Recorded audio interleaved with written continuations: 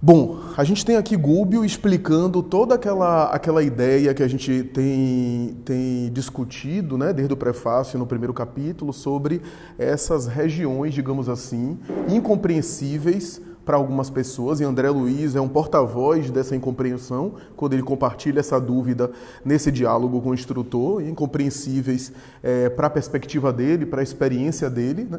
E também uma espécie de aprofundamento sobre essa ideia dessas dimensões que se interrelacionam no mundo espiritual e que se estendem ao infinito, né? Das regiões mais densas às regiões mais sutis. Existe uma gradação, né, que vai, digamos assim, se perde ao infinito, graças ao temperamento e às características das criaturas, né, que de alguma forma também refletem nessas organizações as diferenças, né?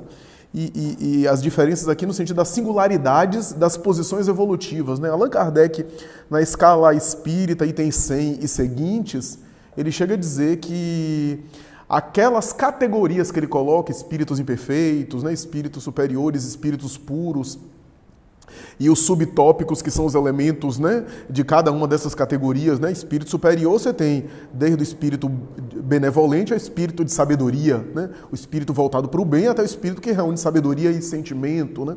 E assim por diante. Ele próprio vai dizer, em um esclarecimento do item 100 seguintes, ele vai dizer: essa classificação nada tem de absoluta. Aqui a gente só enumerou aqueles níveis evolutivos assim, para a gente ter uma ideia, né, clara de algumas posições evolutivas, porque isso se perde ao infinito, né?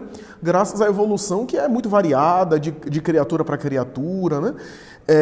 Aqui, portanto, quando a gente examina essas dimensões ou essas regiões, esses conglomerados, né, essas cidades espirituais, isso também se perde muito, né? Porque na posição de André Luiz e dentro da experiência dele, ele compartilha muito essa dúvida, esse questionamento: como é que, após a morte, criaturas são arrastadas para o mundo espiritual na sua infelicidade e nas suas sombras, permanecem nas sombras, são insensíveis, pelo menos de maneira imediata, a curto prazo, ao arrependimento, mas não apenas isso, escolhem se comprazer no mal e dar continuidade à perturbação, ainda que estejam fora da matéria, visualizando a verdade da vida imortal. Essa é a ideia. Então, é uma dúvida interessante, é uma questão, né, que é válida, né, uma questão que muita gente se faz, porque essas regiões inferiores, como a gente discutiu semana passada, porque Deus permite essas regiões, né, esses cenários da espiritualidade densa, né? E aí a gente viu na semana passada que a linha de raciocínio foi um pouco parecida com a de Gubbio, né? Porque Deus permite essas regiões densas. É o mesmo que perguntar: por que Deus permite que a gente esteja rastejando ainda numa posição tão inferior? Porque depende do ponto de vista que você olha. Porque os espíritos mais evoluídos que a gente poderiam se questionar: como é que essa criatura continua aí? Nesse patamar. É só a posição que você se encontra, né? Como a gente tem uma tendência a ser como é que eu digo? Autorreferencial, né? Autorreferendado, né? A gente sempre tem um olhar tendencioso a partir das nossas referências. Então a gente sempre se questiona sem se colocar de que a gente pode ser objeto de estudo de outrem que está na vanguarda evolutiva, porque a gente sempre está se dividindo, né, entre aqueles que estão numa vanguarda acima de nós e aqueles que estão um pouco mais na retaguarda, né? A evolução parece ser essa caminhada de mãos dadas. A gente se apoia naqueles que estão na frente e a gente tenta dar a mão naqueles que estão um pouco atrás de nós, né? Isso se perde ao infinito. Então, é mais ou menos essa ideia que o instrutor aqui está colocando e desenvolvendo o raciocínio, né? Porque para André Luiz, qual é a experiência dele? Ele relata isso daqui no discurso dele. Qual é a experiência dele? A experiência dele foi ele ter vivido cultivando os vícios e os excessos materiais. Ao desencarnar, ele se deu conta daquilo, sofreu, se arrependeu, se renovou, né? Então ele deu conta da ilusão que ele estava abraçando e a ilusão na qual ele estava apegado. E aí ele procurou se renovar, modificou a conduta e aí foi se aprimorar no mundo espiritual. Agora, e se libertou. Agora, o que ele não estava compreendendo aqui, que eu acho que muitos de nós acabam não compreendendo, é como é que essas criaturas que desencarnam, portanto, veem a verdade, que é a vida imortal, que o espírito continua vivendo, e querem dar expansão, continuar nas perturbações que alimentavam aqui, né? Cultivando não apenas os mesmos vícios, mas cultivando a infelicitação de outrem. Né? Era a perturbação aqui, era a arbitrariedade, a truculência, né? A humilhação, né? O poder, e lá permanecem assim, apesar de saberem que estão sob o amparo de um mundo maior, né? Que existem os espíritos superiores que estão acima deles, né? Que há uma lei do retorno, inclusive do retorno à carne. Quem participa de mediúnica, quando um espírito nesse perfil se comunica, a gente percebe que eles sabem, eles conhecem a reencarnação, sabem que vão reencarnar, eles têm ciência do processo. Né? Então eles têm profundamente ciência, mas são rebeldes. Né? São rebeldes e optam pela essa rebeldia, apesar de ter um prazo de validade. De em algum momento essa rebeldia ter que acabar. Eles sabem disso, mas preferem, né, rebeldemente e de maneira revoltada protelar e não pensar, não se ocupar com isso, né, causar infelicidade em outros e dar continuidade ao processo aí de manutenção de poder, exploração de outras vidas e a alimentação das energias dos encarnados, os quais eles exploram para se manter de alguma forma assim, com as sensações físicas que eles não se libertaram. Então não é só um espírito como André Luiz que ficou, digamos assim, se alimentando de vícios. Né? Aqui o perfil é diferente. Né? Então, tá aí a dúvida de André Luiz. Né? E é interessante quando o Gubbio diz assim, tais colônias perturbadoras, chama de colônia, tais colônias perturbadoras devem ter começado com as primeiras inteligências terrestres entregues à insubmissão e à indisciplina. Então, aquela ideia da queda do anjo, né? O mito de Lúcifer, né? A queda do anjo que se tornou um demônio, né? Que é essa ideia do anjo no sentido de inteligência, né? Do indivíduo já consciente, do espírito consciente que se revolta diante das leis divinas. Né? E aí, mais adiante, ele diz... de cujas emanações e vidas inferiores ainda se nutrem. Daí nós, os encarnados, com as nossas paixões, acabamos por alimentar esse tipo de população que exerce influência sobre nós. Nós damos alimento para eles em função do tipo de vida que a gente leva. Né? Então, isso é uma outra coisa. Né? O objetivo essencial de tais exércitos sombrios é a conservação do primitivismo mental da criatura humana, a fim de que o planeta permaneça tanto quanto possível sob o seu jugo tirânico. Então, são espíritos que se colocam como adversários do progresso espiritual. Não necessariamente eles perseguem uma criatura, não é aqueles dramas de obsessão pessoal. Né? Você me magoou, eu desencarnado, eu começo a ir atrás de você. Né? São espíritos que investem contra qualquer proposta de libertação. Né? Chico Xavier se referia a eles em alguns momentos, né? Que em alguns momentos ele sofria investida dessas entidades, né? Que não tinha nada de pessoal com ele, mas investia contra Chico, por Chico ser um foco de luz. Né? E que ele às vezes sentia a perturbação dessas presenças. Né? Aí é que ele diz, eu também havia passado pelos círculos da vida, pelos baixos círculos da vida, depois do transe corporal. Entretanto, não identificara a existência dessas condensações organizadas de entidades malignas do campo espiritual, embora ouvisse, em muitas ocasiões, impressionantes comentários em torno delas. Então, você veja, né? É uma dimensão mais densa do que aquilo que André Luiz passou. Aquela passagem de André Luiz ali, naquele umbral ali, é uma passagem até boazinha, né? É uma coisa assim mais assim, light, né? Que ele deu uma olhadinha, não faz mal a ninguém. Aqui o negócio é mais denso, né?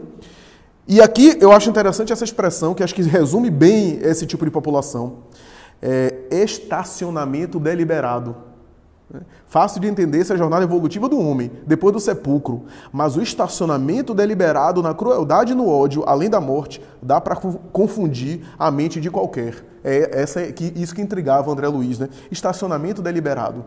Essa ideia, que é a ideia que, digamos assim, Bezerra de Menezes colocou num diálogo que está no livro A Vida Escreve, já contei essa história, A Vida Escreve, de Hilário Silva, psicografia de Chico Xavier e Divaldo Vieira na época, que narra um diálogo de Bezerra de Menezes na Federação Espírita Brasileira com uma entidade espiritual obsessora, e em determinado momento a entidade disse a Bezerra, vocês têm ciúme, se irritam, se exasperam, oscilam emocionalmente, cultivam paixões, têm pensamentos negativos. Né? Qual é a diferença minha de um espírito obsessor para vocês? Vocês são iguais a mim.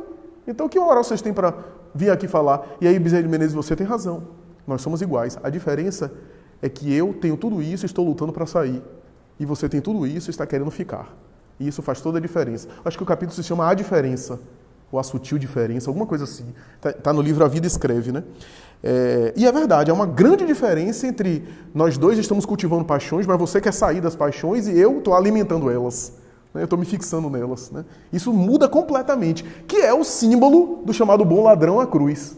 O bom ladrão na cruz é esse símbolo. Né? Não dá para crer racionalmente que o indivíduo que teve uma vida, por exemplo, equivocada durante toda a vida, só porque está morrendo ali com Jesus, todos os seus débitos estão anulados e o indivíduo já está transportado para o paraíso. Seria um privilégio, uma injustiça, não é isso. Primeiro que morrer com Jesus do lado já é um paraíso, filosoficamente falando. Né?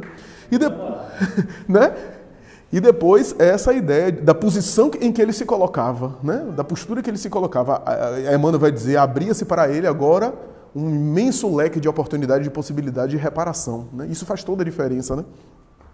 Então, nós temos aí essas questões. Né? É interessante quando ele diz, notemos que nós mesmos, os desencarnados, nos movemos num campo de matéria que se caracteriza por densidade específica. Interessante essas expressões de André Luiz. Densidade específica, né? Ou seja, as colônias espirituais se caracterizam por um tipo de matéria mais ou menos rarefeita, né? Mas é matéria.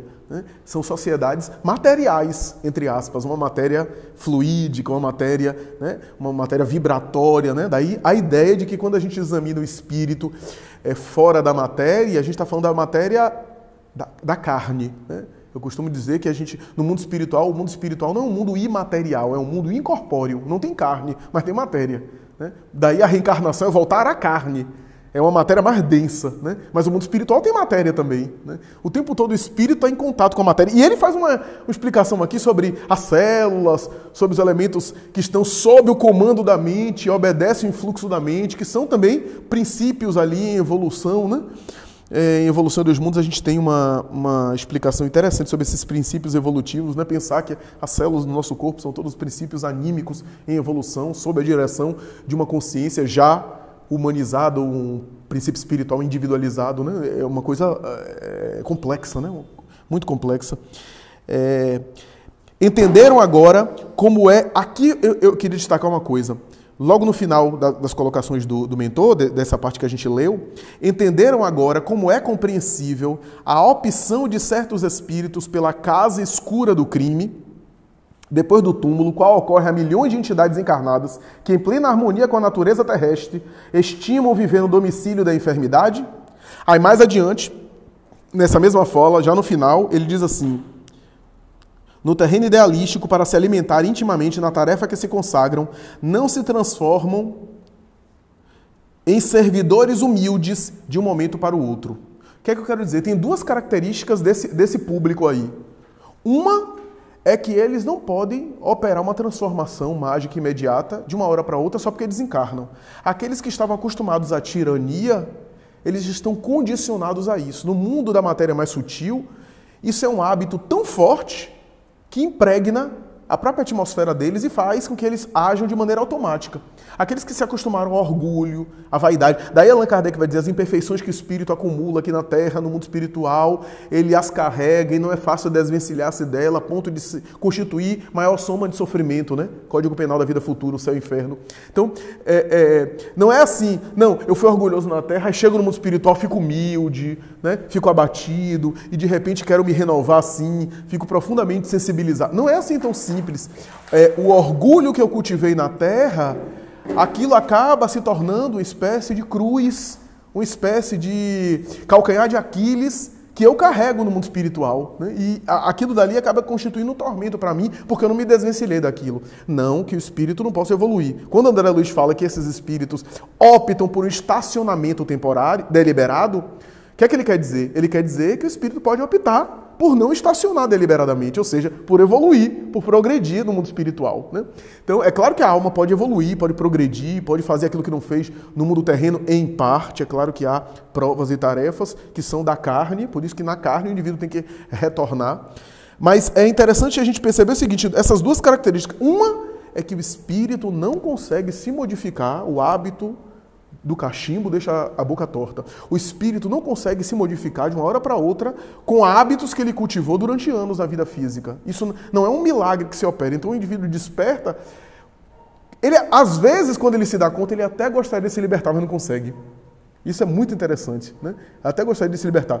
Tem uma mensagem de Chico, uma entrevista de Chico, que ele fala sobre o tabagismo, e ele vai dizer uma coisa interessante. Ele vai dizer o seguinte, que aqueles que desencarnam atormentados pelo tabagismo e não conseguiram se libertar aqui no corpo físico, porque às vezes a pessoa, né, viveu uma fase, no passado era cultural, né? Às vezes a pessoa fumar cigarro, etc. Viveu uma fase no tabagismo e de repente se libertou, né? Superou aqui. Mas Chico dizia o seguinte, aquele que não se libertou, aquele que conservou e acabou desencarnando, vítima desse transtorno, dessa compulsão, chegando no mundo espiritual, tá aí na obra Lições de Sabedoria, uma coletânea de entrevistas na Folha Espírita de São Paulo, ele vai dizer, o tempo que impregnou o corpo espiritual e que deveria ser utilizado para a liberação é o tempo que ele fica experimentando as sensações e as necessidades do tabagismo no mundo espiritual. Olha, experimentando crise de abstinência. E Chico chega a dizer o seguinte, que no mundo espiritual existem tratamentos onde dão sucedâneos, ou seja, alternativas, para pelo menos diminuir. Da mesma forma que aqui a gente tem um adesivozinho, né, da nicotina, a gente tem... o que é isso aí? Alimentação. Então, nós temos esse tipo de experiência. E o segundo item que eu gostaria de destacar é o seguinte, opção. De um lado, aquilo que está impregnado no espírito, que ele não consegue se modificar de um momento para o outro. E o segundo item é a opção, o querer, que é uma coisa sagrada. Nem o espírito, nem o Cristo pode querer por nós. Daí aquela frase que ele coloca a Emmanuel, né? A Publio Lentulus, né? Está no teu querer seguir-me agora ou daqui a alguns séculos. O querer é sagrado. Nem o espírito governador da terra pode querer por nós, né? Isso daí. Então, o que é que quer dizer? O indivíduo não se transforma de imediatamente, ele traz o peso daquilo que ele se viciou, que acumulou, e no mundo espiritual ele quer continuar ali. Então, é necessário que se aguarde o tempo, o amadurecimento, a maturação, né? Por quê? Os espíritos superiores não teriam recursos, não teriam poder de pulverizar aquilo, né? Vou usar a expressão pulverizar, de diluir aquilo, de encaminhar a reencarnação em massa. Olha, acaba com essa, faz uma faxina aí nessa região espiritual. Todo mundo reencarnando agora compulsoriamente. Recurso tem. Mas por que não faz? Porque a obra não é de violência, não é de constrangimento. Os espíritos superiores não forçam, né? Quando a gente força demais, a gente já está saindo do bem, mesmo em nome do bem. Se em nome da caridade, em nome do bem, a gente está forçando e violentando o outro, a gente já está se afastando do bem. Os bons espíritos Jesus nunca forçou ninguém a nada, ele convidava e ia adiante. Então isso é uma coisa. Por quê? Porque se a gente forçar, o indivíduo não vai evoluir de maneira genuína. Vai evoluir porque está sendo forçado, está sendo obrigado. Se é que isso é evolução. Se é que isso realmente é evolução. Porque a evolução se caracteriza com o quê? Uma tomada de consciência, né? Eu escolho, eu opto por amadurecer, né?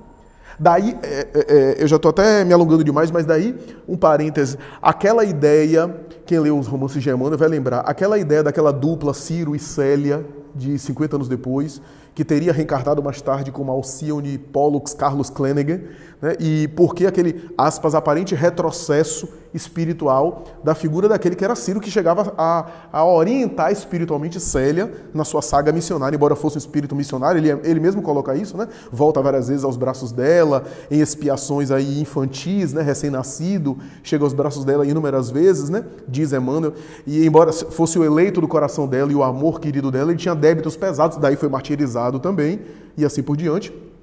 E aí, você vê, mais de 1000 anos depois, reencarna junto dela, e a gente vê o que foi que aconteceu, né? as atrapalhadas de que ele foi vítima, né, de que ele foi portador. Por quê? O filho de Clóvis Tavares, Flávio Mussa Tavares, tem um texto interessante falando sobre isso, que não houve retrocesso espiritual, que a figura daquele espírito Ciro, quando estava sob o amparo de Célia, ele se sentia fortificado e ia adiante. Mas ele precisava passar pela tarefa de não estar sob a tutela dela e de, por disposições próprias, escolher o caminho do bem. E quando se afastava dela, ele periclitou. Ele não conseguiu repetir a experiência vitoriosa de Marte como Ciro, na condição de Ciro. 1000 e tantos anos depois, ele caiu em situações tenebrosas de poder, de ditador, né, que tinha aí suas reminiscências aí antes mesmo da reencarnação em Roma, de 50 anos depois. Olha que coisa interessante. Olha que experiência interessante. Então, o espírito precisa também optar, né? Ele precisa também iluminar-se pelas escolhas próprias, né? Então, eu acho que, pelo menos, é o que a gente consegue compreender. Por essa razão, os benfeitores da vida maior não violentam essas comunidades, né? Não usam as mesmas armas, né? Não forçam, né? Ajudam. A gente vai ver uma obra de ajuda nesse livro, né? Uma tentativa de ajuda, mas não violentam, não impõem, né? Porque isso seria contraproducente, né? E o bem não se impõe, né? O bem não violenta, não força, né? Dois prismas. O primeiro é o seguinte: quanto à pergunta de André Luiz, por que esses espíritos, diante dessa compreensão, ainda persistem nesse engano, né, espiritual? Para responder isso aí, eu queria abordar duas coisas. A primeira é o arquétipo de Caim. Hoje mesmo eu estava conversando com o Nessa sobre o arquétipo de Caim, né? O que acontece? Nós, falando nós, a humanidade como um todo, quando nós pisamos na bola, quando a consciência dói, o tribunal da consciência sabe que nós fizemos alguma coisa errada, a tendência é nos esconder. Vamos voltar a Caim. Caim, o que aconteceu com ele? Matou o irmão, Abel, né, no arquétipo de Caim, ele matou o irmão, e aí se esconde na caverna. Deus, obviamente, o onipotente do presente, sabia o que ele tinha feito, sabia onde ele estava, né? E aí perguntou, disse, onde você está, o que foi que você fez? E ele se esconde. E nós fazemos isso também. Isso é da natureza humana, né? E eu me peguei muitas vezes nesse processo, porque quando faço alguma bobagem e me sinto penalizado por isso, até para buscar a oração eu tenho dificuldade. Tenho vergonha eu não me sinto digno de buscar, percebe? Eu não me sinto digno de me dirigir à espiritualidade superior. Então esse arquétipo ele é muito intrincado na personalidade humana, né? Isso explica em parte por que esses espíritos, uma vez desencarnados, permanecem nessa condição, né? Que é o tal de se esconder, né? É o senso de culpa, é o tribunal da consciência cobrando, são as ilusões. E aí o umbral, por exemplo, é um lugar onde se afina, ele se esconde junto com aqueles todos. O Vale do Suicídio não é nada menos que um lugar é um esconderijo, né? Onde todos se afinam e criam aquele grupo, aquele imenso grupo, vão matando aquilo lá. O mesmo acontece com o Vale dos Aborteiros e assim vai. Bom, e o outro aspecto dessa questão,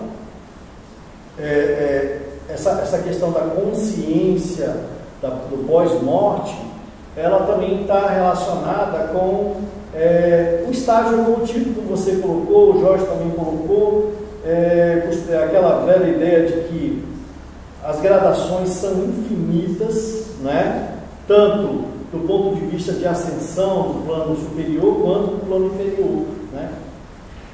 Mas aí acontece uma coisa nesse capítulo que é muito interessante, que eu acho que talvez seja...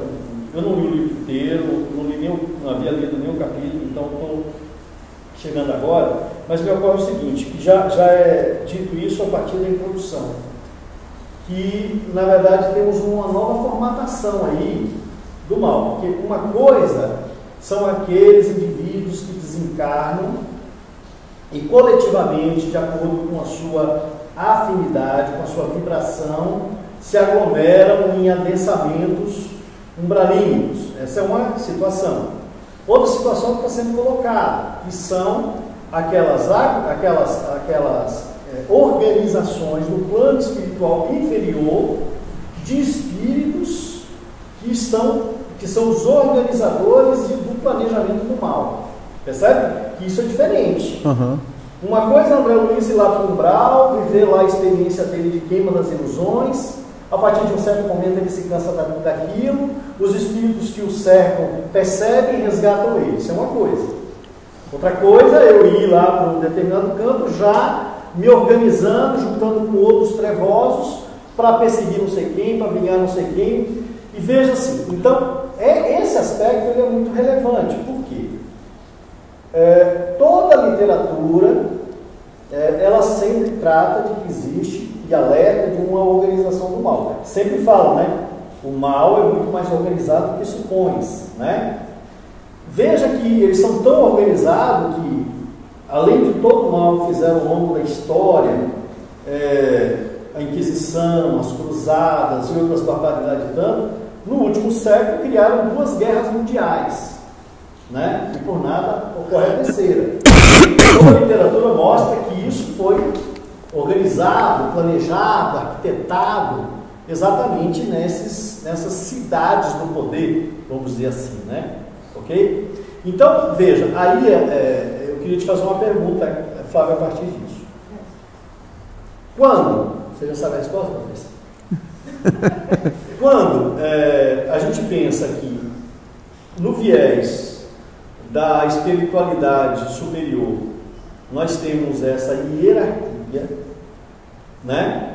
Essa hierarquia que vai subindo, essa graduação, onde vai terminar em Jesus como modelo, né? Como o grande mestre, trabalhando pela recuperação do planeta e das almas do planeta.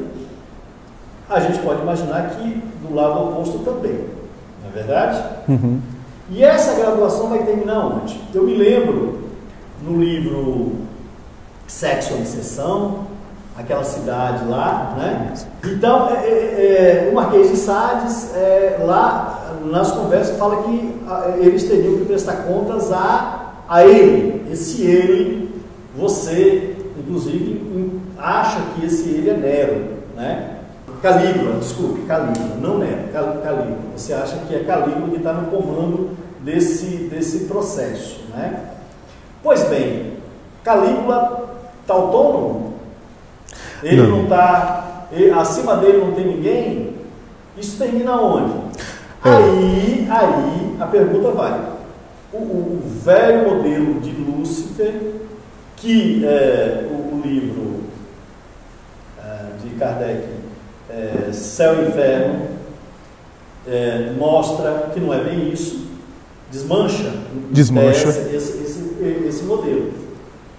Mas aí, existe esse líder supremo do mal? Dentro desse conceito de hierarquia? Essas coisas devem se perder de fato, né? Porque deve ter tantos tipos, né? Tantas tintas de densidade também, que a gente está distante ainda de supor também, né? O espírito que se desvia. E aí tem uma coisa interessante, Patrício, porque no caso da amplitude de evolução espiritual para cima, a gente não tem tantas referências como das dimensões diabólicas. Veja que até os cenários que são descritos na Idade Média, pelos sensitivos, pelos médiuns autênticos, né? Apesar da nomenclatura católico-romana, né? Inferno, demônio. Eu estou dizendo o quê? Dante Alighieri, que foi um grande sensitivo, Teresa de Ávila, que descreveu as cenas. Você veja que as descrições do inferno e do purgatório, estou usando a nomenclatura que era usada, são muito mais detalhadas do que as visões do céu, né? Que parece uma coisa assim meio vazia, meio ambígua, né? As descrições, né? Você vê os 7 infernos de Dante, que é narrado, inclusive, com suplícios, com detalhes. Por quê? Porque a gente está mais próximo disso, né? Então, é uma referência. As regiões muito sublimes, a gente não tem muita referência, né? Então, mas essa amplitude evolutiva para cima é um negócio que se perde tanto, né? Que é uma coisa tão assim. Agora, no caso do primitivismo, tem uma coisa curiosa que é o seguinte, Essas situações do mal moral consciente, tem a ver também com almas que são mais velhas e que estacionam, né? É diferente do mal por ignorância. O indivíduo cometeu equívocos, ou cometeu erros, ou cometeu até crimes mesmo, mas por causa de um senso moral rude, né? Endurecido, né? Então, nesse sentido, tem uma nuance aí, que é essa inteligência aqui no sentido de consciência, de discernimento, desviada do bem. Agora, de fato, sua pergunta é muito complexa, muito espinhosa, porque até onde vai isso, né? Essa cidade estranha, eu fiz assim porque eu estava lembrando de Sexo e Obsessão, a descrição que Filomeno faz, e eu não sei se nas edições atuais, mas nas edições antigas tinha uma nota de rodapé com uma alusão ao Instituto de Pesquisas Psicobiofísicas, né?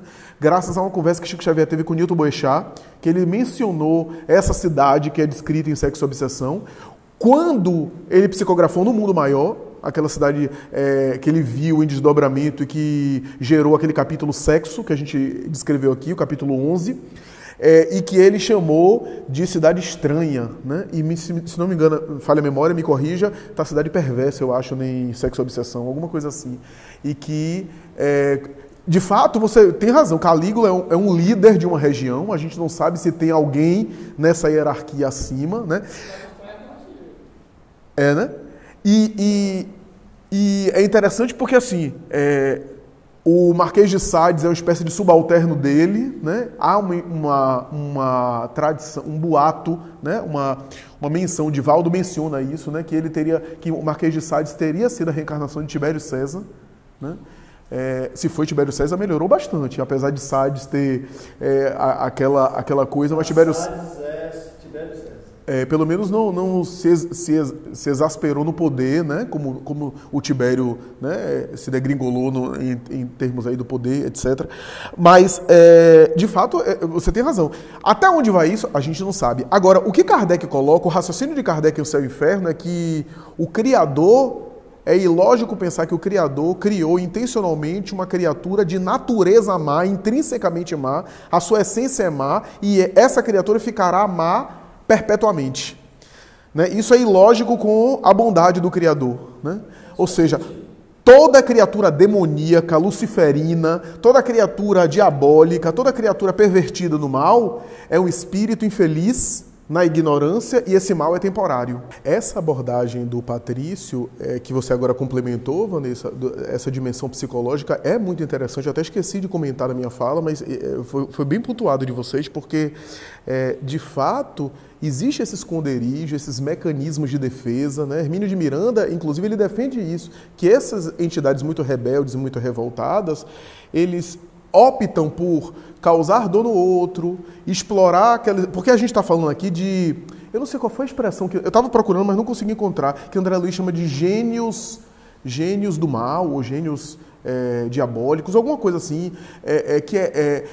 nessas regiões, há aqueles que cultivaram o mal e que vão para lá e acabam espiando na mão desses que escolhem causar sofrimento nos outros, né? Se tornarem verdugos e torturadores e assim por diante. A gente vai ver cenas, né, de gente sendo presa, como se fosse um cárcere aqui, sendo amarrada, né, sendo tratada como se fosse assim com uma coleira, né, arrastada no mundo espiritual, né? E ali o perispírito ainda recentemente, a entidade desencarnada, ainda guardando certas energias do corpo, porque não se libertou, é explorada essas energias por esses que mantêm o poder político, entre aspas, dessas organizações. Eles se alimentam disso e, ao mesmo tempo, metem medo desses humilhados que acabam sendo serviçais deles. Às vezes, eu em mediúnica, digo assim, eu vou falar baixo para você se sentir confortável. Fique tranquilo que aqui você está protegido.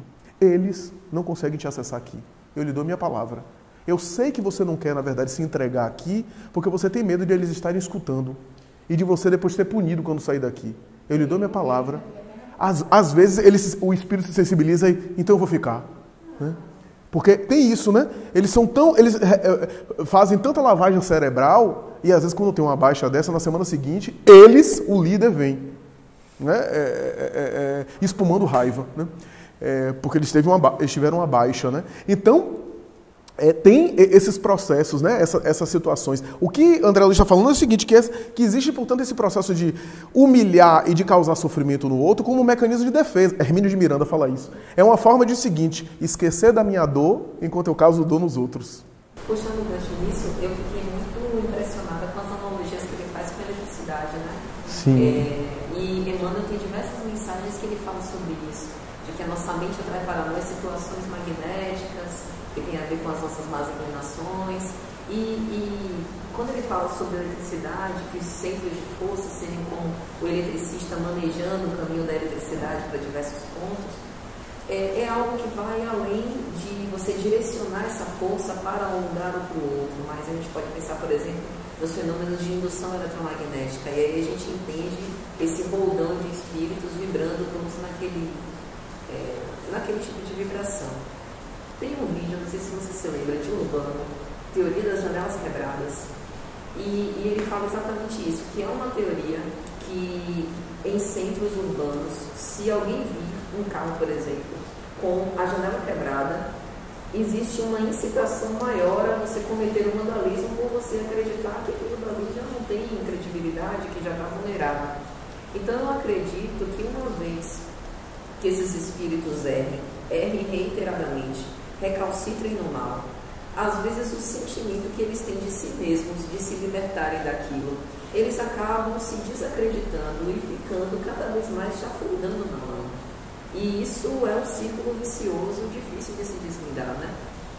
Teve um outro detalhe que André Luiz fala nessa parte, que é a questão da desobediência e da compaixão, que não é um sentimento fácil da gente sentir em relação a quem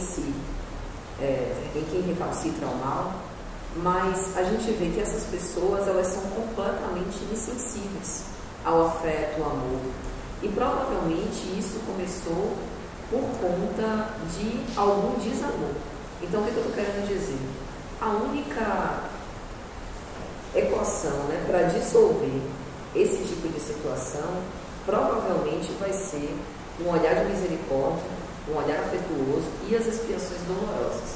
Então, provavelmente, esses espíritos que hoje estão lá, são essas sombras, reencarnarão no nosso planeta ou em outros, e eles estarão no nosso convívio, como o próprio Manuel Filomeno de Miranda fala em Transição Planetária, né? Abriu-se as porteiras do além-túmulo e aqueles espíritos que ficaram um tempo lá sem reencarnar estão voltando, junto com espíritos superiores também, que nos auxiliam em outros lugares para ajudar na regeneração. Então, isso é um recado importante para a gente, porque o nosso olhar de compaixão, piedade, tolerância, mais do que nunca precisa aumentar, mesmo entre esses espíritos que não suscitam esse sentimento de afabilidade de nossa parte. E essa ideia é interessante porque, assim, se os bons espíritos não usam as armas deles a fim de combatê-los na base da violência com a qual eles estão acostumados, porque encarnados a gente vai usar as armas deles, né? Se os bons espíritos não fazem, por que a gente vai fazer quando encontrarmos desses, né? Porque se eles são adversários do progresso no mundo espiritual, eles acabam corporificando um pouco dessa mentalidade no corpo físico, quando estão na Terra, né? Então, vai lá, Suzana, para... Eu achei assim, você já tinha até falado comigo sobre esse tema, né, do estudante, como os espíritos malévolos se aproveitam de uma fragilidade orgânica, né, para poder penetrar mais a fundo, para prejudicar aquela pessoa mais naquele momento, vamos falar assim. Então eu vi aqui, tem aqui uma frase que fala as entidades microbianas. Os micróbios são entidades? É uma expressão que ele está usando, né? Ou é uma expressão cara? Não são entidades espirituais no sentido de espírito, né? Mas são princípios espirituais em evolução, né? Uhum. Pois é, então aí no caso, as doenças, para você pegar uma doença, é muito fácil, né? Basta você estar suscetível a, vamos dizer assim, lançamento de dados, né? Quem é que usa essa expressão? Tem um livro que usa essa expressão, lançamento de dados. A gente já estudou a TPL. dardos, né, pensantes, quer dizer, dardos do mal. Já não vi se fosse esse termo, né? Porque o dardo parece ter, assim, dá a impressão de ser uma coisa muito rápida, né? Já o bem, como é difícil, né, a gente conseguir fazer com que uma pessoa fique mais maleável, né? Porque às vezes uma pessoa pede assim uma opinião pra gente, porque a gente quer ajudar, mas a gente está vendo que no íntimo ela ainda está relutando para não se entregar, para não se entregar ao bem. Uhum. Isso. Então o mal ainda atinge muito mais as pessoas, né, do que o bem. Exato, exato. Com certeza.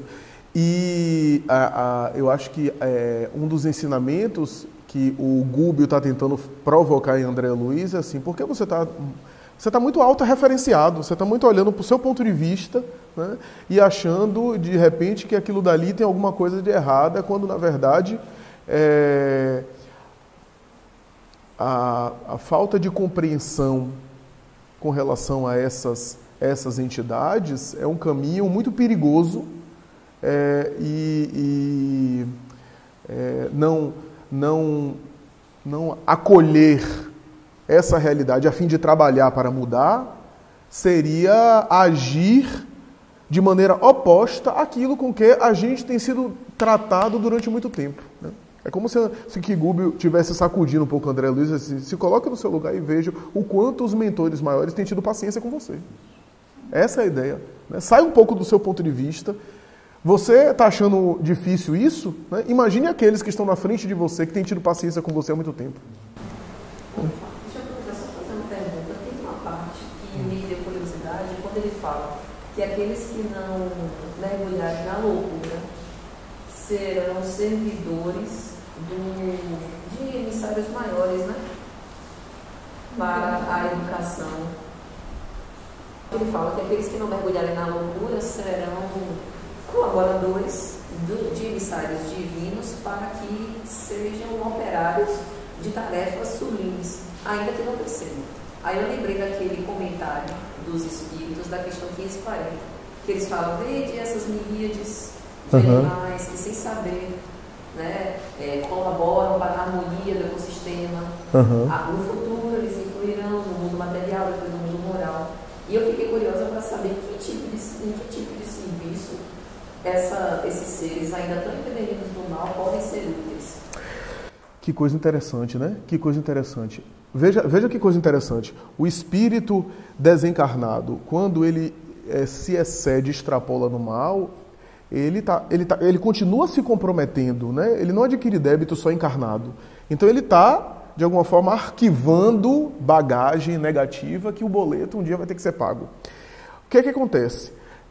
Isso vai transtornando, digamos assim, ou vai influenciando, de alguma sorte, o campo perispiritual dele, né?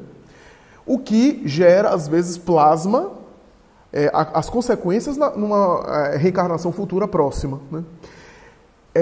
Ou seja, a depender do tipo de vida que ele leva na erraticidade, ele pode criar para si mesmo complicações ainda maiores na próxima encarnação pelo uso do livre-arbítrio dele.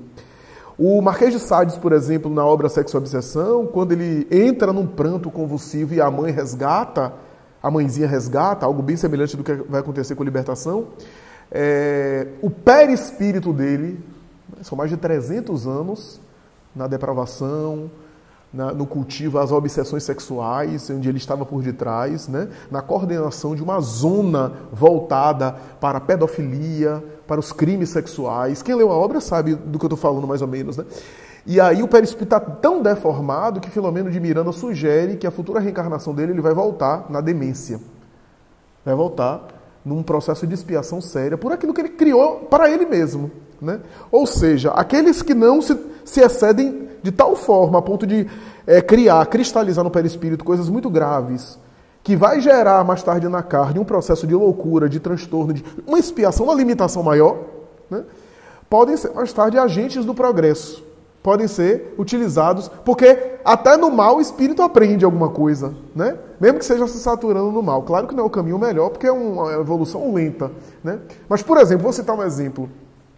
Muita gente sabe que Zé Arigó e a parceria que ele teve com o espírito Fritz, que depois popularizou, todo o Fritz tinha em cada esquina, mas não me parece ser o mesmo Fritz, porque a experiência de Zé Arigó com aquelas curas mediúnicas parece ser sensacional, né? E olha que tivemos Edson Queiroz, tivemos outros médios, né? Mas Zé Arigó pareceu ser excepcional. Não sei. O próprio Chico reconhecia isso, né? E ele era analfabeto, né? Nem era tanto espírita assim, gostava de ler o Evangelho segundo o Espiritismo, mas se identificava com o catolicismo, né? Muita gente não sabe, foi preso por conta do curandeirismo, né? A polícia foi atrás naquela época de intolerância, né? Mas a gente sabe, né, que o Zé Arigó e Fritz é uma parceria macabra de reencarnação anterior, na Alemanha da Primeira Guerra Mundial, né? As atrocidades que a Arigó e o Fritz fizeram encarnados foram coisas realmente bastante fortes. Segundo o que se diz, o próprio Divaldo diz que Fritz era o médico e Arigó era o seu enfermeiro. Fritz no mundo espiritual, para resgatar, porque não era o espírito evoluído, era o espírito que sabia muito de medicina, inclusive com aquelas experiências macabras, que mais tarde na Segunda Guerra parece ter sido ainda mais ampliadas com Joseph Mengele, o chamado médico monstro do nazismo hitlerista. E aí, o médico fica no além, tentando resgatar as dívidas, e o seu enfermeiro reencarna como médium dele, né? Nessa parceria, né? Então, veja que coisa, né? Agentes do progresso, né? Agora direcionados para o bem, né? Nas curas, etc. Né? Eu queria só falar sobre essa frase aqui, Flávio. Nossa mente é uma entidade colocada entre forças inferiores e superiores. Daí faz referência à influenciação inferior, que se situa no sexo e no estômago. E a influência superior no coração e na mente. Mas a gente, como nós somos ainda viventes aqui da Terra, precisamos do sexo e do estômago para sobreviver. Puxa vida, como é que fica então para a gente evoluir paralelamente o coração e a mente? Na verdade, são elementos que dizem respeito aos nossos atavismos, né? As reminiscências, digamos assim, do primarismo evolutivo, né? O dispositivo reprodutivo e o dispositivo de conservação da vida, simbolizado no estômago, né? E que, de alguma forma, quando o homem se fixa nisso, ele se embrutece, né? Quando ele vive em função disso, ele se embrutece, né? Todo mundo precisa do estômago, por exemplo, para sobreviver, porque... Mas é claro que essa é uma reminiscência atávica, né? O indivíduo que vive com esses instintos predominando, né? Joana vai dizer sexo, estômago e sono, né? Os 3 instintos básicos da evolução, que são os nossos atavismos mais animais, digamos assim, né? E que predominam sobre nós, né? Quando o indivíduo vive refém disso, ou sendo subjugado em função disso, né? Ele não despertou ainda para uma vida emocional, para uma vida espiritual, né? Para questões ainda mais transcendentes, aí ele acaba estacionando, digamos assim, entre aspas, né? E claro que esses elementos, como a gente ainda não conseguiu sublimar por completo, de vez em quando a gente... André Luiz coloca uma coisa interessante, né? A gente já passou da experiência dos irracionais, né? Da experiência dos animais, mas às vezes a gente se comporta pior do que eles. E de fato, né? Porque um animal, por exemplo, mata para comer. Tem gente que mata por prazer. Por quê? Porque o ser humano raciocina. Parece até um atraso, aparentemente parece um atraso. Não é que seja um atraso, mas é porque as conquistas evolutivas permitem também um leque maior que o animal não tem, porque o animal é limitado naquele repertório, né? Até o indivíduo com a própria experiência aprender a sublime de virtudes, porque também o homem consegue voos de sentimentos que o animal não vai conseguir naquele estágio ali, né? Então, é mais ou menos isso, né? O estômago e o sexo são elementos que simbolizam, digamos assim, os estágios mais iniciais da evolução. E o coração e o cérebro são símbolos daquilo que a gente ainda está alcançando, a gente vai alcançar, né? Como potencialidades, né? Ainda não totalmente conquistadas, né? Então isso é interessante, né? E de uma coisa puxa a outra, que é o que o Jorginho estava falando, né? Do mal a gente às vezes extrai o bem, né? É a parábola do joio e do trigo, né? Do joio vem o trigo também, né? É necessário não aniquilar todos, porque senão vai perder também o trigo, né? A parábola que Jesus coloca. Então, às vezes, do mal vem o bem. De um obsessor, quantas criaturas despertaram, né? Hoje eu estava na casa de Emmanuel E o filho de Abel Mendonça, que é um dos dirigentes da casa, ainda está encarnado, e ele sempre conta as histórias, né? Não sei se quando você esteve lá ele contou para você, mas normalmente ele conta para todos os palestrantes, né? As experiências dele lá, quando ele era pequeno, ficava ali, e Abel Mendonça dirigindo a casa, com Raquel Ribeiro, uma médium de materialização, né? Que chegava a levitar, né, na própria casa de Emmanuel, materializar objetos e próprios espíritos à luz do dia, era uma médium de ectoplasmia, uma das mais famosas aqui, né, e que Abel Mendonça confiava muito na mediunidade dela. Abel Mendonça era muito crítico, muito austero, né. Abel Mendonça foi quem ajudou Divaldo inicialmente, né? Divaldo tinha os transtornos mediúnicos dele, trabalhava na cidade baixa. Abel Mendonça de vez em quando carregava Divaldo nas costas porque desmaiava no chão passando mal de mediunidade, daquela mediunidade de obsessão atormentada, né? Tanto é que a primeira mensagem mediúnica que Divaldo psicografou foi de Marco Prisco, na cidade de Muritiba, no interior da Bahia, e Abel Mendonça estava do lado orientando, né, com papel, etc. Foi o início da mediunidade de Divaldo, né? E aí o filho dele estava comentando, né, que via Raquel Ribeiro ali, que o pai conversando, etc. Que ele lembra de que Abel Mendonça já estava quase desistindo de Divaldo, né? Esse menino passa mal, dá um trabalho danado, eu vou deixar ele com ele mesmo, por conta dele. Afinal, ele também tem que começar a se educar, se controlar, né? Ficar dando uma de babada esse menino. E diz que Raquel Ribeiro estava presente, entrou em transe, levantou-se, né? E Simbá, o espírito Simbá, que mais tarde psicografaria por Divaldo, né? Fez uma saudação assim e começou a conversar com Abel Mendonça e disse: meu caro jornalista, Abel Mendonça tinha a profissão de jornalista, meu caro jornalista, não desista desse menino, ele será o apóstolo Paulo do Espiritismo. E Abel Mendonça vai dizer: esse sujeito aí? Vai não, não vai não. Mas como confiava e acreditava muito na mediunidade de Raquel Ribeiro, levou em conta e foi adiante. Olha o Divaldo aí, né? Então, é interessante isso, né? De um mal, de uma obsessão, saiu, né? Um fruto, né? Uma árvore que deu tanto fruto aí, né? Beneficiou, né?